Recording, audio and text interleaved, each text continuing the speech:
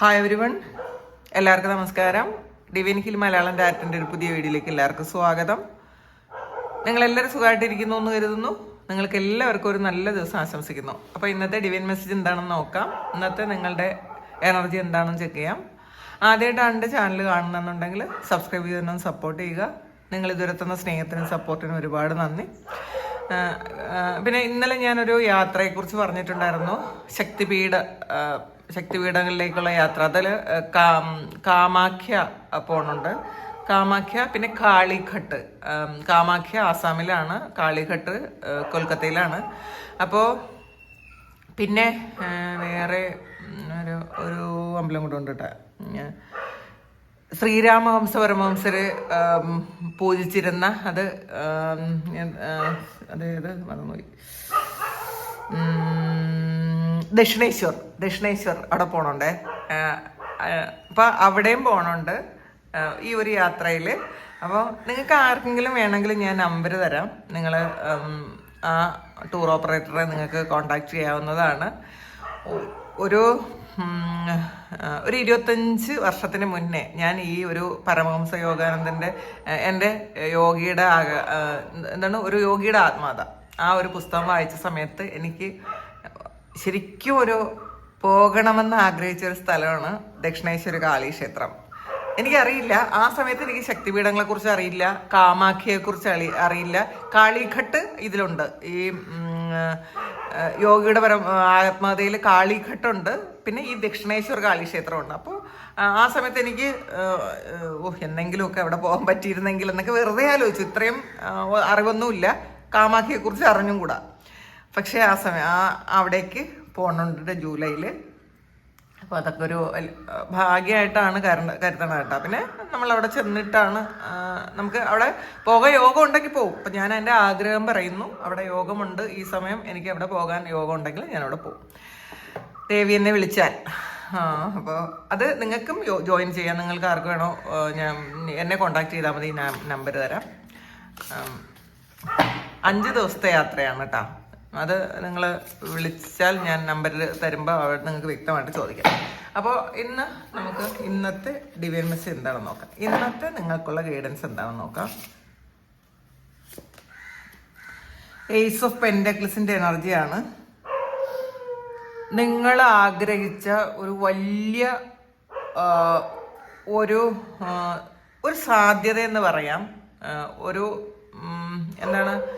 ഒരുപാട് കാലം കൊണ്ട് നിങ്ങൾ ആഗ്രഹിച്ച ഒരു കാര്യം നിങ്ങളുടെ ജീവിതത്തിലേക്ക് നിങ്ങൾ അട്രാക്ട് ചെയ്ത് എടുത്തുകൊണ്ടേയിരിക്കുന്നു എന്നുള്ളതാണ് കേട്ടോ. നമുക്ക് എല്ലാ കാർഡുകളും നോക്കിയിട്ട് പറയാം. ദ സ്റ്റാറാണ്. നല്ല എനർജിയിലാണ്. കിങ് ഓഫ് ഫാൻസിന്റെ എനർജിയാണ്. 10 ഓഫ് സോഡ്സ് ആണ്. ഒരു കാർഡ് കൂടി എടുക്കാം. 7 ഓഫ് സോഡ്സ്.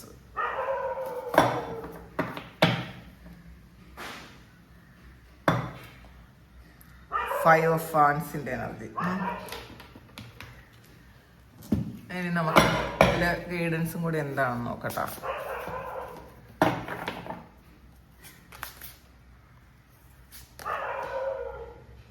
ലീവ്സ്,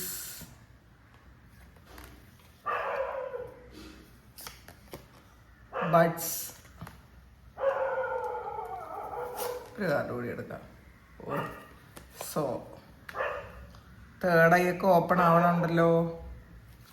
ഇൻഡ്യൂഷനൊക്കെ നിങ്ങൾക്ക് വർദ്ധിക്കുന്നുണ്ട്. ഇന്നത്തെ ദിവസം ഒരു പുതിയ ജോലിയോ അല്ലെങ്കിൽ പുതിയതായിട്ട് ഒരു വരുമാനം നിങ്ങൾ ഉണ്ടാക്കുന്ന ഒരു എനർജിയോ ഒക്കെയാണ് കാണുന്നത് കേട്ടോ. ഇതിലൊരു പുതിയ വിത്ത് പാകുന്ന ഒരു എനർജിയാണ്. ഒരു പുതിയ വീടാകാം, വാഹനമാകാം, അല്ലെങ്കിൽ ദൈവം നിങ്ങൾക്കൊരു അവസരം തരുന്ന ഒരു എനർജിയാണ് കാണുന്നത്. നിങ്ങൾ തിരിച്ചറിയാൻ സ്വീകരിക്കുകയും വേണം കേട്ടോ. ദൈവം നിങ്ങൾക്ക് അനുഗ്രഹങ്ങൾ തരുന്നുണ്ട്, അത് നിങ്ങൾ കാണുക എന്നുള്ളതാണ് ഏറ്റവും പ്രധാനം. അപ്പോൾ അത് നിങ്ങൾക്ക് ഏതോ ഒരു പുതിയ വാതിൽ, ചിലപ്പോൾ നിങ്ങൾ ഇതുവരെ കാണാത്തതായിരിക്കാം, ഒരു വാതിൽ തുറക്കുന്നു എന്നാണ് കാണുന്നത്. പിന്നെ സ്റ്റാറാണ്. അപ്പോൾ സ്റ്റാർ പറയുന്നത്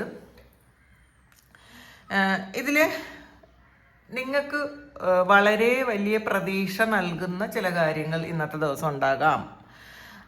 ഒരു ഡിവൈൻ ഗൈഡൻസ് ഇന്നത്തെ ദിവസം ഉണ്ടെന്ന് കാണുന്നുണ്ട്.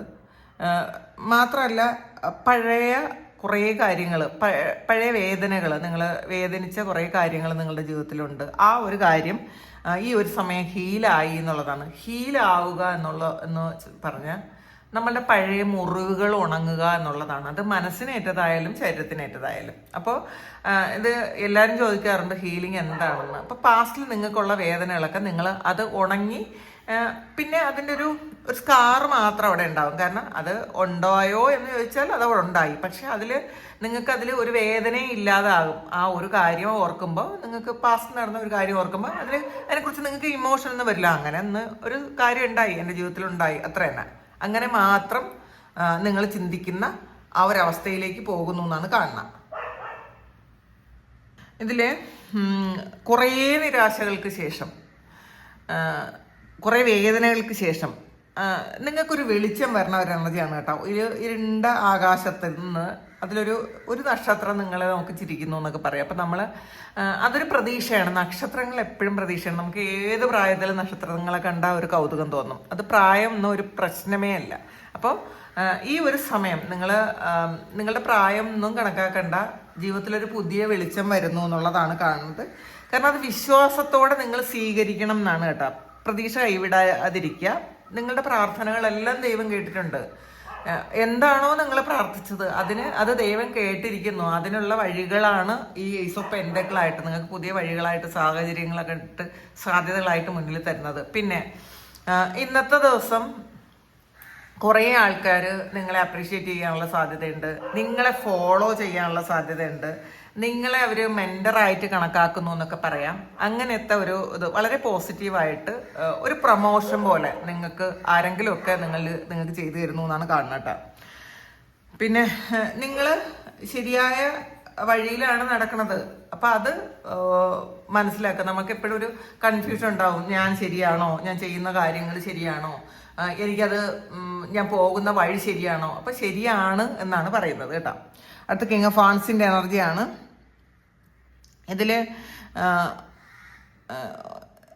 നിങ്ങൾക്ക് ആത്മവിശ്വാസം കൂടും എന്നുള്ളതാണ്. കാരണം പുതിയ വഴികളും സാഹചര്യങ്ങളും ഒരുക്കുമ്പോൾ, അല്ലെങ്കിൽ ദൈവം തരുമ്പോൾ നിങ്ങൾക്കത് മനസ്സിലാക്കുകയും നിങ്ങൾക്ക് ആത്മവിശ്വാസം കൂടുകയും ചെയ്യുന്നു എന്നുള്ളതാണ് കാണുന്നത്.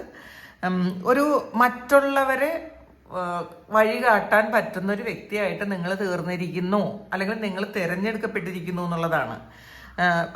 പിന്നെ നിങ്ങളുടെ പ്രകാശം, നിങ്ങളുടെ കയ്യിലിരിക്കുന്ന പ്രകാശം മറയ്ക്കാതെ നിങ്ങളത് മുന്നോട്ട് കൊണ്ടുപോകാനാണ്. അപ്പം അത് നിങ്ങളുടെ ഉള്ളിലുള്ള ഒരു ചൈതന്യമായ ശക്തി, അത് മറഞ്ഞിരിക്കേണ്ട ഒരു കാര്യമല്ല. അപ്പം നമുക്കൊരു കഴിവുണ്ടെങ്കിൽ, നമുക്കൊരു അനുഗ്രഹം ഉണ്ടെങ്കിൽ എന്നായാലും അത് പുറത്തു വരും.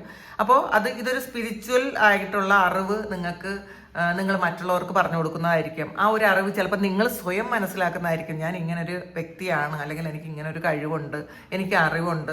ഒന്നും ഈഗോ അല്ല, അഹങ്കാരമല്ല കേട്ടോ. നമുക്ക് എല്ലാവർക്കും ചിലപ്പോൾ എല്ലാ കാര്യങ്ങളും കൊടുക്കൂല. ദൈവം കുറച്ച് ആൾക്കാർക്ക് മാത്രമാണ് സ്പിരിച്വൽ ആയിട്ടുള്ള ഒരു കഴിവ് കൊടുക്കുന്നത്. ചിലപ്പോൾ കുറേ ആൾക്കാർക്ക് ഒരുപാട് പൈസ കൊടുക്കും, നല്ല ബ്യൂട്ടിഫുൾ ആയിട്ടുള്ളൊരു ശരീരം കൊടുക്കും, പിന്നെ നല്ല ബുദ്ധി കൊടുക്കും,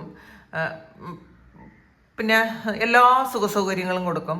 അവർക്കൊക്കെയും എല്ലാവർക്കും തന്നെ ഒരു സ്പിരിച്വൽ ആയിട്ടുള്ളൊരു കഴിവ് കൊടുക്കണം എന്നില്ല, ഒരു ആത്മീയ അറിവ് കൊടുക്കണം എന്നില്ല കേട്ടോ. അപ്പോൾ ഒരു ആത്മീയ അറിവ് ഉള്ള ഒരാളെന്ന് പറഞ്ഞാൽ ബാക്കി എല്ലാം ഉള്ള ഒരാളായിട്ട് കണക്കാക്കപ്പെടാം. പക്ഷെ എല്ലാം ഉള്ള ആൾക്കാർക്ക് ആത്മീയ അറിവില്ലെങ്കിൽ ഒരു പൂർണ്ണരായിട്ടുള്ള ആളായിട്ട് കണക്കാക്കാൻ പറ്റൂല. അപ്പോൾ ഈ ഒരു സമയം നിങ്ങൾക്കൊരു ആത്മീയ അറിവ് ഉണ്ട് എന്നുണ്ടെങ്കിൽ അത് നിങ്ങൾക്ക് എല്ലാം ഉണ്ട് എന്നാണ് അതിൻ്റെ അർത്ഥം. ബാക്കിയെല്ലാം തനിയെ വന്നോളും. നിങ്ങളിപ്പോൾ കാത്തിരിക്കുന്ന എല്ലാ കാര്യങ്ങളും തനിയെ നിങ്ങളുടെ ജീവിതത്തിലേക്ക് വന്നോളും എന്നുള്ളതാണ് കാണുന്നത്.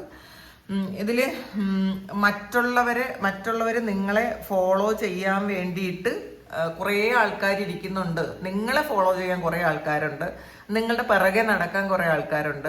ആ ആൾക്കാർക്കൊരു വഴിവിളക്കായി നിങ്ങൾ തീരണം എന്നാണ്. അങ്ങനത്തെ ഒരു ചിന്ത ഇന്നത്തെ ദിവസം നിങ്ങൾക്ക് ഉണ്ടായേക്കാം. 10 ഓഫ് സോർഡ്സിൻ്റെ എനർജിയാണ്. ഇതിൽ നിങ്ങളിന്ന് ശ്രദ്ധിക്കേണ്ട കുറേ കാര്യങ്ങളുണ്ട് കേട്ടോ. മറ്റുള്ളവരെ നിങ്ങൾ പൂർണ്ണമായി വിശ്വസിക്കാതിരിക്കുക. നിങ്ങളുടെ കൂടെയുള്ള കുറേ ആൾക്കാർ എല്ലാ കാര്യങ്ങളും നിങ്ങളോട് പറയുന്ന ആൾക്കാരായിരിക്കാനുള്ള സാധ്യതയില്ല. ഇതിൽ നിങ്ങളുടെ വഴികളൊന്നും തന്നെ നിങ്ങൾ എങ്ങോട്ടാണ് പോണത്, നിങ്ങൾ എന്താണ് ചെയ്യണത്, അതൊന്നും എല്ലാവരോടും നിങ്ങൾ വെളിപ്പെടുത്തരുത്. കാരണം അത് നമ്മളുടെ ഇപ്പോൾ ചിലപ്പോൾ നമ്മളൊരു സ്പിരിച്വൽ ആയിട്ടുള്ള കാര്യങ്ങളായിരിക്കാം. അതിങ്ങനെ എനിക്ക് അങ്ങനെ ഒരു അറിവുണ്ട്, ഞാൻ അങ്ങനെയാണ്, അങ്ങനെയൊന്നും ആരോടും പറയണ്ട. അതിന് പറയേണ്ട സമയമാവുമ്പോൾ അത് വന്നോളും, അത് നമുക്ക് പറയാൻ പറ്റും. നിങ്ങൾക്ക് ചെറിയ ചെറിയ സ്പിരിച്വൽ എക്സ്പീരിയൻസ് ഉള്ളപ്പോൾ തന്നെ എനിക്ക് അങ്ങനെ കിട്ടി ഇങ്ങനെ കിട്ടി എന്നൊന്നും പറയരുത് കേട്ടോ. അതൊക്കെ ബ്ലോക്കായി പോകും. കാരണം മറ്റുള്ളവർ നമ്മളുടെ ശക്തികളെയും കഴിവുകളെയൊക്കെ ബ്ലോക്ക് ചെയ്യാൻ പറ്റും മറ്റുള്ളവർക്ക്. നമുക്ക് നമ്മളുടെ മുൻജന്മത്തിൽ നിന്ന് കൊണ്ടുവന്ന പല കാര്യങ്ങളെയും ഈ ഒരു ജന്മത്തിൽ അത് മറ്റുള്ളവർ അറിയുമ്പോൾ ആ ഒരു സെയിം ഇതിലുള്ള ആൾക്കാർക്ക് അത് ബ്ലോക്ക് ചെയ്ത് കളയാൻ പറ്റും. അത് എല്ലാവരും അങ്ങനെ ചെയ്യും എന്നല്ല പറയുന്നത്, പക്ഷെ അങ്ങനെ ചെയ്യാൻ പറ്റും. അതുകൊണ്ട് തന്നെ നിങ്ങൾക്കുള്ള കഴിവുകൾ ഇപ്പം നിങ്ങൾ ചില കാര്യങ്ങൾ ഹിഡനായിട്ട് വെക്കേണ്ട ആവശ്യമുണ്ട്. അത് നിങ്ങളുടെ ഫിനാൻഷ്യലായിട്ടുള്ള കാര്യമായിരിക്കാം, നിങ്ങളുടെ റിലേഷൻഷിപ്പിലെ കാര്യമായിരിക്കാം, നിങ്ങളുടെ ഫ്യൂച്ചറിനെ കുറിച്ചുള്ള കാര്യമായിരിക്കാം. എന്ത് തന്നെ ആയാലും നമ്മളെല്ലാം ഇങ്ങനെ പുറത്ത് പറഞ്ഞുകൊണ്ടിരിക്കുന്നത് നിങ്ങളുടെ ഫ്യൂച്ചറിന് നല്ലതല്ല എന്നുള്ളതാണ്. അത് കാരണം നിങ്ങൾ ഇതിന്ന് മനസ്സിലാക്കേണ്ടത്, നമ്മളെ ഓരോരുത്തരും വേദനിപ്പിക്കുന്നത് എന്തുകൊണ്ടാണ്? വീണ്ടും വീണ്ടും 100 തവണ ഒരേ അബദ്ധം പറ്റുന്ന ആൾക്കാരുണ്ട്. എന്തുകൊണ്ടാണ് വീണ്ടും വീണ്ടും ഒരേ അബദ്ധം പറ്റുന്നത്? നമ്മൾ സെയിം പാറ്റേൺ നമ്മൾ ആവർത്തിക്കുന്നത് കൊണ്ടാണ്. ഇപ്പോൾ ഒരാൾ നമ്മളെ പറ്റിച്ചു, അപ്പോൾ അത് നമ്മളെ മറികടന്ന് പുറത്തു വന്നു. അപ്പം സെയിം അടുത്ത ആളിനോട് പെരുമാറുമ്പോഴും നമ്മൾ മനസ്സിലാക്കുക, നമ്മൾ ഈ പാറ്റേൺ ആണോ നമ്മൾ തുടരണത്. അപ്പം ആ വ്യക്തി ആ പാറ്റേൺ തന്നെ ഉണ്ടാക്കും. അപ്പം നമ്മൾ ആ പാറ്റേൺ ബ്രേക്ക് ചെയ്യാൻ ശ്രമിക്കുക. നമ്മളായിട്ടിരിക്കാൻ ശ്രമിക്കുക. നമ്മളെക്കുറിച്ചൊരു നല്ല ബോധം നമുക്ക് വേണം. നമ്മൾ എന്താണെന്നുള്ളൊരു ബോധം വേണം. പിന്നെ മറ്റുള്ളവരെ കുറിച്ച് ഓവർ കൺസേൺ ചെയ്യേണ്ട ആവശ്യം നമുക്കില്ല. എല്ലാവരും നല്ലതായിരിക്കട്ടെ, പക്ഷെ കുറേ ആൾക്കാർ എപ്പോഴും അവനവൻ്റെ കാര്യമൊക്കെ മാറ്റി വെച്ച് മറ്റുള്ളവരെ അങ്ങ് രക്ഷപ്പെടുത്തി കളയാമെന്ന് ചിന്തിക്കുന്ന ആൾക്കാരുണ്ട്. അപ്പോൾ നമ്മൾ രക്ഷപ്പെടുകയില്ല, മറ്റുള്ളവരെ രക്ഷപ്പെടുത്താനും പറ്റൂല. അപ്പോൾ അങ്ങനെയല്ല, നമ്മളൊരു സ്റ്റാൻഡിൽ നിന്നിട്ട് വേണം, നമുക്ക് 2 കാലം ഉറപ്പിച്ച് നിന്നിട്ട് വേണം നമ്മൾ മറ്റൊരാളിൻ്റെ കൈ കൊടുക്കാൻ, ആ ആളിനെ രക്ഷപ്പെടുത്താൻ. അല്ലാതെ നമ്മളുടെ 2 കാലും ഉറപ്പിക്കാതെ നിന്നിട്ട് നമ്മൾ വേറൊരാളിന് കൈ കൊടുക്കുമ്പം അവരെ രക്ഷപ്പെടുത്താനും പറ്റില്ല, നമ്മൾ അങ്ങോട്ട് വീഴുകയും ചെയ്യും. അങ്ങനത്തെ ഒരു കാര്യമുണ്ട്. അപ്പം നിങ്ങൾ കുറച്ച് കാര്യങ്ങളൊക്കെ നിങ്ങളൊന്ന് ഹിഡനായിട്ട് വെക്കണം എന്നുള്ളതാണ്. അപ്പോൾ അങ്ങനെ അല്ല എന്നുണ്ടെങ്കിൽ നിങ്ങൾക്ക് വീണ്ടും വീണ്ടും പഴയ പോലത്തെ കാര്യങ്ങൾ ആവർത്തിക്കാം എന്നാണ് കാണുന്നത്. നിങ്ങൾക്ക് എന്താണോ ഇൻറ്റ്യൂഷനായിട്ട് തോന്നുന്നത് അത് നിങ്ങൾ വിശ്വസിക്കാൻ ശ്രമിക്കാം. ഇതിൽ 7 ഓഫ് സോഡ്സിൻ്റെ എനർജിയാണ്.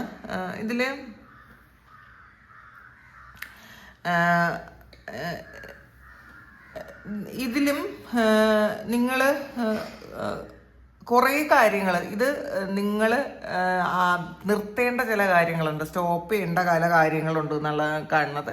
അപ്പോൾ സ്റ്റോപ്പ് ചെയ്യേണ്ട കാര്യം സ്റ്റോപ്പ് ചെയ്തില്ലെങ്കിൽ വീണ്ടും ഒരു ചീറ്റിങ് ഉണ്ടാകാനുള്ള സാധ്യത ഉണ്ട് കേട്ടോ. ഇത് നിങ്ങളുടെ കുറേ കാര്യങ്ങൾ എൻ്റെ ആകുന്നുണ്ട് ഈ ഒരു സമയം.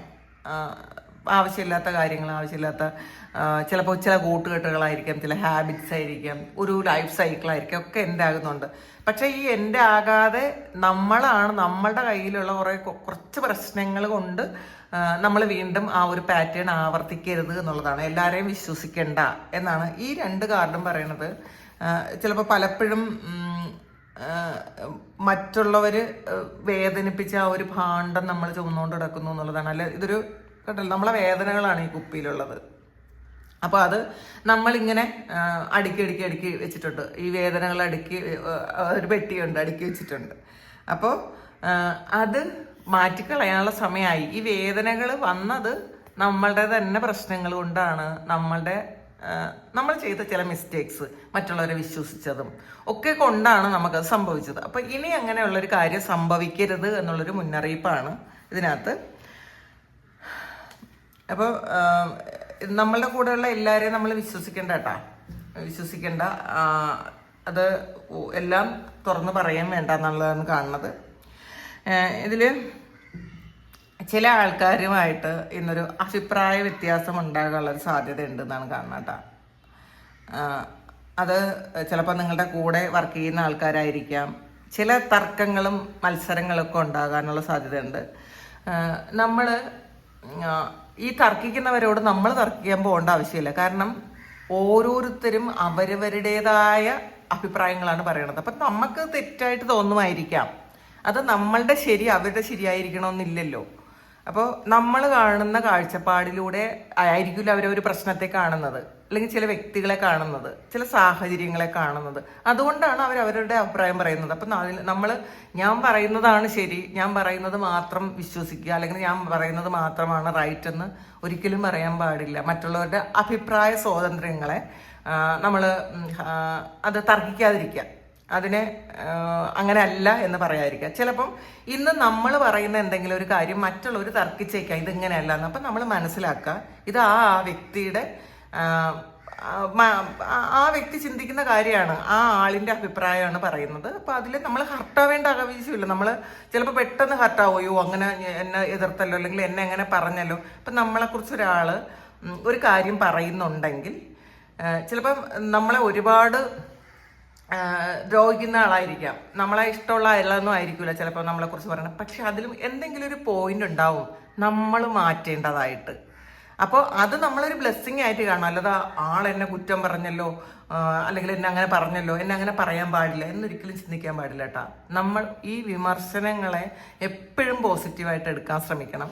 വിമർശനങ്ങളെ പോസിറ്റീവായിട്ട് എടുക്കുമ്പോഴാണ് നമ്മൾ വളരുന്നത്. ഒരിക്കലും നമ്മൾ എന്നെ ആരും വിമർശിക്കാൻ പാടില്ല എന്ന് പറഞ്ഞു കഴിഞ്ഞാൽ അങ്ങനത്തെ ഒരു മാനസികാവസ്ഥയിൽ ജീവിച്ചാൽ നമുക്കൊരിക്കലും വളർച്ച ഉണ്ടാവില്ല. നമ്മളുടെ കുറ്റങ്ങൾ നമുക്ക് ചിലപ്പോൾ അറിയാൻ പറ്റില്ല. നമ്മളുടെ കുറ്റങ്ങൾ എപ്പോഴും മറ്റുള്ളവർ പറയുമ്പം ആ ഹിന്റ് നമുക്ക് കിട്ടുമോ, ഇത് ശരിയാണല്ലോ, ഞാൻ ചെയ്തത് ശരിയായില്ല എന്ന്. അല്ലെങ്കിൽ അത് നമുക്ക് നല്ലതാണ്, കാരണം നമുക്ക് കുറച്ചുകൂടി ബെറ്റർ ആകാൻ പറ്റും. നമ്മൾ നല്ലതാകുന്നത് നമുക്ക് മാത്രമാണ് ഗുണമുള്ളത്, അത് മറ്റുള്ള ആർക്കും അതിലൊരു ഗുണവും ഇല്ല. അത് മനസ്സിലാക്കുക. അപ്പം നമ്മൾ വിമർശനങ്ങളെ നല്ലതായിട്ട് തന്നെ പോസിറ്റീവായിട്ട് തന്നെ എടുക്കാൻ ശ്രമിക്കുക. അവരോടൊരു വാശിയോ വൈരാഗ്യമോ ദേഷ്യം ഒന്നും തന്നെ കാണേണ്ട ആവശ്യമില്ല. ആ വ്യക്തി അങ്ങനെ പറഞ്ഞു തന്നപ്പോൾ അതിനകത്തൊരു പോയിന്റ് ഉണ്ട്, അത് ഞാൻ മാറ്റുന്നു, അതിന് നന്ദി, അങ്ങനെ ചിന്തിക്കുക ഇന്നത്തെ ദിവസം. പിന്നെ ലീവ്സ് ആണ് വന്നിട്ടുള്ളത്. ഇതിൽ പഴയ ഒരു കാര്യം നിങ്ങളിൽ നിന്ന് പോകുന്നു എന്നുള്ളതാണ്. റിന്യൂവലാണ് കാണുന്നത് കേട്ടോ, റിവൈവൽ, പ്രോഗ്രസ്. അപ്പം നിങ്ങളെ പിടിച്ചിരുന്ന എന്തോ ഒരു കാര്യം, നിങ്ങൾ ഹോൾഡ് ചെയ്തിരുന്ന എന്തോ ഒരു നെഗറ്റീവ് എനർജി അത് പുറത്തു പോകുന്നു എന്ന് കാണുന്നുണ്ട്. അതിൻ്റെ ഒരു ഹീലിംഗ് നടക്കുന്നുണ്ട് കേട്ടോ. നിങ്ങൾക്ക് ആ ഒരു കാര്യം സംഭവിച്ചതിൻ്റെ ഹീലിംഗ് നടക്കുന്നു എന്നാണ് കാണുന്നത്. ശരിക്കും വളരെ സ്ലോലിയാണ്, പക്ഷെ ഒരു വളർച്ച നടക്കുന്നുണ്ട് എന്ന് നമ്മൾ ഉറപ്പിച്ച് വിശ്വസിക്കുക. അപ്പം മാറ്റം ആരംഭിച്ചിട്ടുണ്ട് കേട്ടോ. നിങ്ങളുടെ ജീവിതത്തിൽ ചേഞ്ച് വരാൻ തുടങ്ങിയിട്ടുണ്ട്.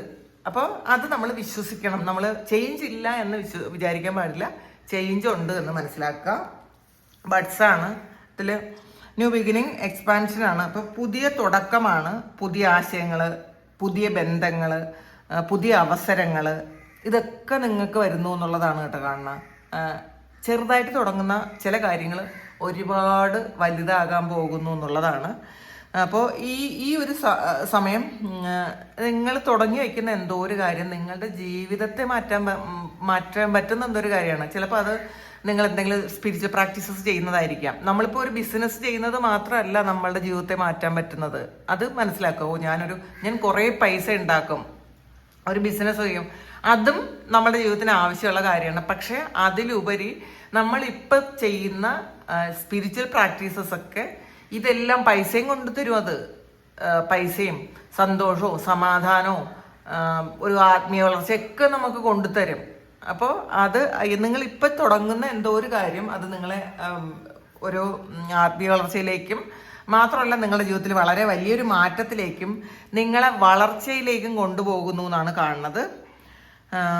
ഇതിൽ പിന്നെ സോയാണ് വന്നിട്ടുള്ളത്. അപ്പോൾ ഒരു വിത്ത് വിതച്ചിട്ടുണ്ട് എന്നുള്ളതാണ് കേട്ടോ. ഇത് നിങ്ങളൊരു ആ വിതച്ച വിത്ത് വളരാൻ തുടങ്ങുന്നു. ഇത് നിങ്ങളുടെ ശ്വാസമാണേ. ഒരു വിത്ത് വിതച്ചിട്ടുണ്ട്. അപ്പം അത് തേടയാണ് അടുത്ത് വന്നിട്ടുള്ളത്. അപ്പം നിങ്ങൾ ഇപ്പം ചെയ്യുന്ന ഒരു സ്പിരിച്വൽ പ്രാക്ടീസ് ആണ് ഇതിൽ കൂടുതലും കാണുന്നത്. ശുഭാപ്തി വിശ്വാസത്തോടെ നിങ്ങൾ മുന്നോട്ട് പോകുക. ഇപ്പം എന്ത് കാര്യവും സംഭവിക്കട്ടെ, പ്രസന്റിൽ നിങ്ങളുടെ ജീവിതത്തിൽ കുറേ പ്രശ്നങ്ങൾ കഴിഞ്ഞിരിക്കുന്ന ആൾക്കാരായിരിക്കാം. അതൊക്കെ ഹീൽ ചെയ്ത് മാറിപ്പോകും എന്നുള്ളതാണ്. ഇപ്പം നിങ്ങൾ ഒരു പോസിറ്റിവിറ്റിയുടെ ഒരു വിത്ത് നിങ്ങൾ വിതയ്ക്കുക. ശുഭാപ്തി വിശ്വാസത്തോടു കൂടി ഇരിക്കുക. നിങ്ങൾ ഇൻറ്റൻഷൻ സെറ്റ് ചെയ്യുക. നിങ്ങൾക്ക് എന്താകണം എന്നുള്ളൊരു ഇൻറ്റൻഷൻ നിങ്ങൾ സെറ്റ് ചെയ്ത് വെക്കുക. നമുക്കൊരു ഗോള് വേണം, നമ്മൾ എങ്ങോട്ടാണ് പോകണം, നമുക്ക് എന്തൊക്കെ ആവശ്യങ്ങളുണ്ടെന്നുള്ളൊരു ഗോൾ സെറ്റ് ചെയ്ത് വെക്കുക. ഇതിൽ അപ്പോൾ ഈ വിശ്വാസത്തോടെ തുടങ്ങിയാൽ നിങ്ങൾക്ക് എല്ലാം സംഭവിക്കും. കാരണം ഇതിലൊരു തേർഡ് ഐ ആക്റ്റീവ് ആകുന്നുണ്ട്, നിങ്ങൾക്ക് ഇൻഡ്യൂഷൻ വർദ്ധിക്കുന്നുണ്ട്, നിങ്ങളുടെ കാര്യങ്ങളെല്ലാം നിങ്ങൾക്ക് തന്നെ അറിയാൻ പറ്റുന്നൊരു സ്റ്റേറ്റിലേക്ക് നിങ്ങൾ പോകുന്നുണ്ട്. അത് നിങ്ങൾ ഉറപ്പിച്ച് വിശ്വസിക്കുക. ഇതിൽ ഈ ഒരു സമയം ഒരു വിത്ത് നടുന്ന സമയമാണ്. പിന്നെ ജീവിതം ഒന്ന് റിന്യൂ ചെയ്യുന്നൊരു സമയമാണെന്നാണ്.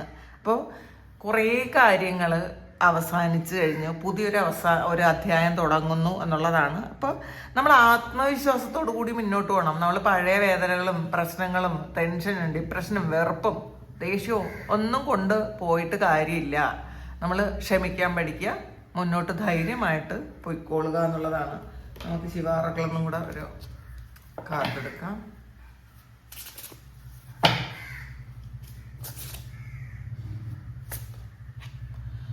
ഹർഗ്ലീസ് big it will take time to go ആണ്.